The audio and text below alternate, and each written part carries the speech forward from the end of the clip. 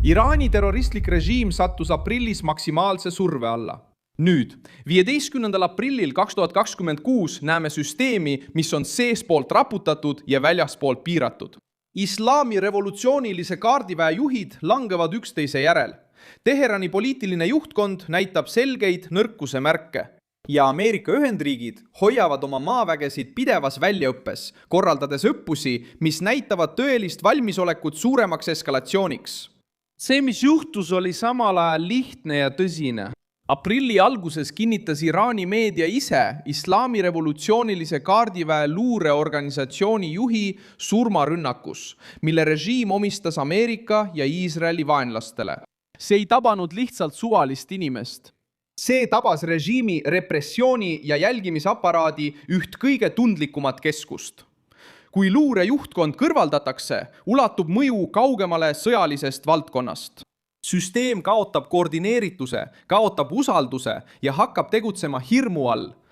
Selle kriisi keskmes on islami revolutsiooniline kaardivägi, Iraani režiimi kõige karmim haru, mis vastutab sisemise repressiooni, luure, sõjalise mõjuvõimu ja riigi tundlike alade kontrolli eest. Aprillis jäi see tuumik šoki alla, sest lisaks oluliste võtmeisikute kaotusele uus ülemjuht Mostaba Khamenei ilmus uudistesse, olles endiselt vigastatud, raskete vigastustega, mille ta sai veebruari lõpus toimunud rünnakus, milles hukkus tema isa. Reuters teatas 11. aprillil, et ta pole endiselt avalikkuse ette ilmunud ning islami revolutsiooniline kaardivägi on hakanud sõja ajal strateegilisi otsuseid suunama. See näitab, kus tegelik võim täna asub, režiimi kõige radikaalsema ja kardetuma tiiva käes.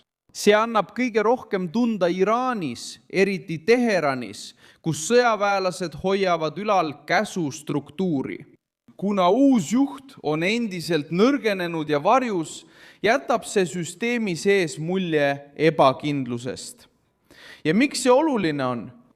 Sest režiim, mis tugineb jõule, hirmule ja propagandale, ei tohi näida haavatavana. Kui nende juhid tapetakse ja kõrgem juht ei suuda isegi avalikkuse ette ilmuda, on masinale saadetud signaal laastav. Samal ajal ei seisa Ameerika Ühendriigid paigal. Samal ajal, kui Teheran püüab sisemisele vapustusele vastu pidada, jätkavad Ameerika Ühendriikide maaväed aprillikuus intensiivset väljaõpet. 5. aprillil harjutasid 101. õhudessantiviisi sõdurid Fort Polkis. AEVX Atlase süsteemi kokkupanek ja kasutamine. See on täppisjuhitav droon, mis on mõeldud väikestele üksustele sihtmärkide ründamiseks või jälgimiseks lahingutingimustes. 9. aprillil harjutas sama diviis taktikalise õppuse käigus õhust varustuse andmist maapealsetele üksustele.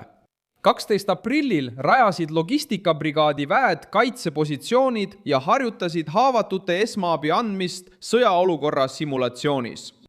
See näitab, kuidas Ameerika Ühendriigid valmistuvad praktiliselt, tehniliselt ja otseselt kaasaegseks lahingutegevuseks. See ei ole lihtsalt eraldiseisev väljaõpe. Koostamisel on palju suurem sõjaline raamistik.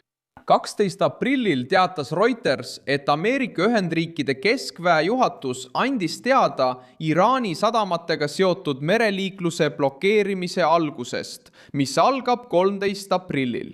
Ja keskväe juhatus ise kinnitab, et operatsioon Epic Fury käivitati Iraani režiimi julgeolekuaparaadi lammutamiseks, keskendudes eelkõige sihtmärkidele, mida peetakse otseseks ohuks. Teisisõnu, väljaõppel olevad väed ei harjuta lihtsalt rutiini pärast. Nad harjutavad tegeliku survefaasi tingimustes Iraani terroristliku režiimi vastu.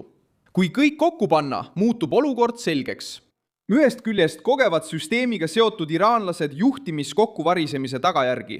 Juhid on tapetud, luurekeskus on tabatud ning poliitiline tipp on haavatud ja nõrgestatud. Teisest küljest suurendavad Ameerika Ühendriigid maismaa ettevalmistust, kohandavad logistikat, harjutavad droonide kasutamist, positsioonikaitset, maapealset toetust ja vägede varustamist sõjaolukorras. Mängus ei ole ainult rünnakute vahetamine.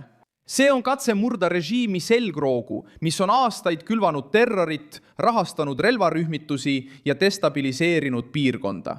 Seetõttu on aprillikuu kõige objektiivsem hinnang Teheranile karm.